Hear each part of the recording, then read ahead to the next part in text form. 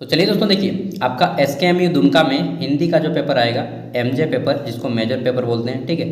तो Hindi MJ paper में आपको क्या क्या पूछा जाएगा, भक्ति काल और आदिकाल, ठीक है। भक्ति काल और आदिकाल से रिलेटेड क्वेश्चन आएंगे।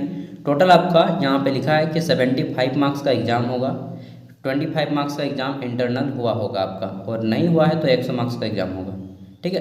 परंतु जहाँ तक मेरा अनुमान है 75 मार्क्स का एग्जाम होगा, 25 मार्क्स का आपका इंटरनल हुआ होगा। दोनों को मिला के 100 मार्क्स हो जाता है, और क्वालिफाई करने के लिए आपको दोनों को मिला के 40 मार्क्स लाना होगा, ठीक है। अब चलिए देखते हैं क्वेश्चन यहाँ पे आपका सिलेबस किस टाइप से दिया गया है। देखिए आपका है मेजर 1 हिंदी, ठीक है। लिखा है प्रथम छमाही यानी कि फर्स्ट सेमेस्टर। यहाँ पे है क्रेडिट विषय कोड, इधर देखिए 75 मार्क्स का है, और आंतरिक मूल्यांकन यानी कि आपका 25 मार्क्स का इंटरनल है। कुल मिला के 100 मार्क्स का होता है, ठीक है। 75 मार्क्स में 30 मार्क्स लाएंगे तो आप पास हो जाएंगे, और उधर आपका 25 में आपको 25 में आपको 10 मार्क्स लाना होगा, ठीक है, तो आप पास हो जाएंगे। कुल मिला के 40 मार्क्स लाना होगा। अब देखिए आपको यहाँ पे 3 गो यूनिट पढ़ना है, यूनिट 1, यूनिट 2, यूनिट 3 और यूनिट 4, सॉरी 4 यूनिट पढ़ने हैं आपको। पहला यूनिट में क्या क्या पढ़ना है, तो पहला यूनिट में पढ़ना है आपको भारतीय ज्ञान परंपरा के अंतर्गत हिंदी साहित्य का इतिहास, ठीक है। क्या पढ़ना है, हिंदी साहित्य का इतिहास पढ़ना है एवं उसकी पृष्ठभूमि पढ़नी है। काल विभाजन पढ़ना है, नामकरण पढ़ना है, आदिकाल की सामाजिक एवं सांस्कृतिक पृष्ठभूमि पढ़नी है, आदिकाल काव्यधारा एवं प्रवृत्ति, आदिकालीन कवि, इन सब के बारे में पढ़ना है आपको।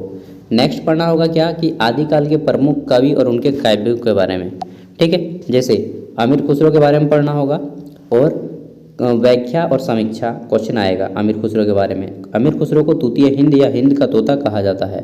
नेक्स्ट क्वेश्चन है आपका 5 पद गोरी सोवे, खुसरो, रैन, देख मैं, चकवा, मतलब ये आपका व्याख्या है, ठीक है।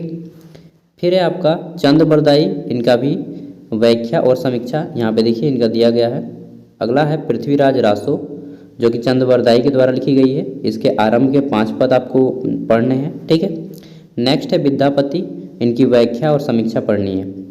तो 3 गो है, अमीर खुसरो, ठीक, चंद बरदाई और विद्यापति, ये 3 गो हो गए हैं आपके। नेक्स्ट है आपका पदावली, इनकी जो है पदावली, पद संख्या दिया गया है कि 1, 4, 9, 5, 9, 55 और 58। अब देखिए आपको ये हो गया तो आपका आदिकाल हो गया, ठीक है। अब आता है आपका भक्तिकाल। क्या आता है, भक्तिकाल।